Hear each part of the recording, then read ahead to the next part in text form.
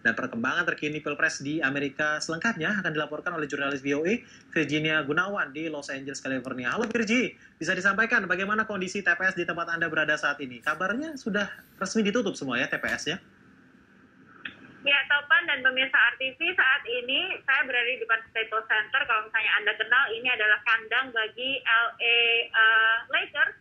Dan kali ini bukan adanya pertandingan basket atau yang olahraga yang lainnya, tapi ada pemilu atau proses pemberian suara oleh warga California, terutama di daerah Los Angeles County, untuk memberikan suaranya kepada presiden pilihan mereka tahun 2020.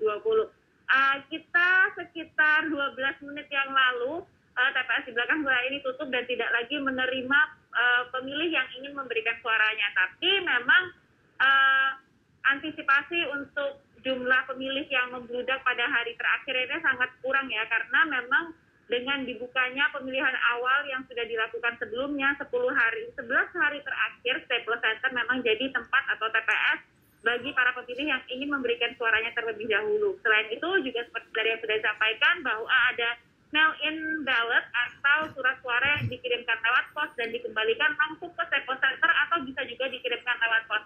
Saya ingin mengupdate sedikit soal karena sudah semakin banyak negara bagian yang sudah menutup TPS-nya dan hasilnya sudah dapat diproyeksikan dari hasil data yang dikumpulkan oleh VOA saat ini untuk kandidat dari Partai Demokrat Joe Biden telah memperoleh 188 suara elektoral dan sementara dari kandidat Partai Republik dan Presiden petahana Donald Trump memperoleh 82 suara elektoral. Apa artinya ini? Artinya untuk sementara Joe Biden unggul dari Donald Trump untuk negara-negara bagian yang sudah menutup TPS-nya dan sudah melakukan penghitungan suara yang secara mungkin memang belum sepenuhnya terpenuhi, namun sudah bisa memproyeksikan dan dipastikan akan memberikan suara elektoralnya kepada kedua kandidat tersebut. Topan. Ya, kalau bicara tentang electoral vote ini, sebenarnya negara bagian mana saja yang menjadi perhatian dari warga Amerika Serikat saat ini? Ya, saat ini dengan hampir semua negara bagian sudah menutup TPS-nya. Yang jadi perhatian adalah beberapa swing state atau negara-negara bagian yang menjadi rebutan antara kedua partai atau kandidat ini. Misalnya saja Florida, North Carolina, Ohio, lalu Georgia, dan tentunya Pennsylvania. Pennsylvania ini unik ya, karena selama 6 periode pemilu sebelumnya, Pennsylvania ini selalu memenangkan presiden dari Partai Demokrat. Lalu pada tahun 2016 lalu memenangkan Donald Trump dengan selisih suara yang sangat kecil, yaitu 0,7% dari total suara yang dimenangkan oleh Donald Trump terhadap Hillary Clinton.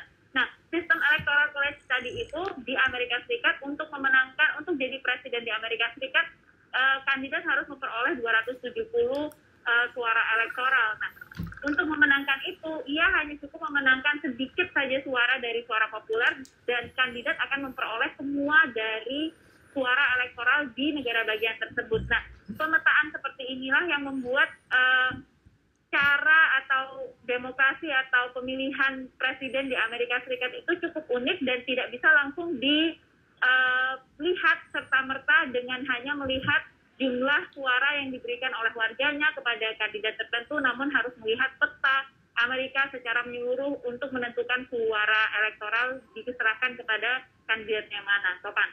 Ya, Virgi, ada informasikah seperti apa pengamanan di Gedung Putih dan sekitarnya selama Pilpres ini berlangsung?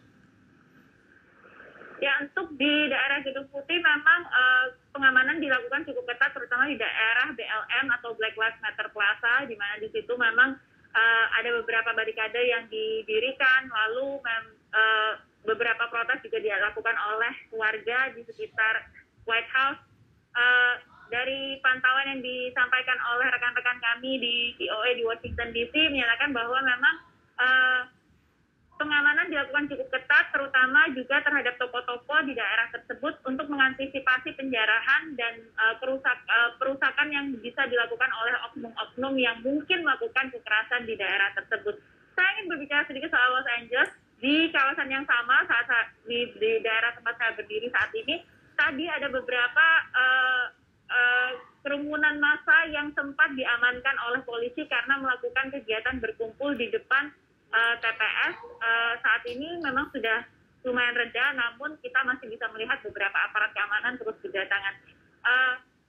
Pencegahan dan hal-hal yang dilakukan oleh aparat keamanan ini juga melakukan penutupan menggunakan papan pada toko-toko atau etalase toko di retail store, terutama di daerah Beverly Hills yang biasanya kita kenal dengan toko-toko yang mempunyai menjual barang-barang dengan bermerek ya.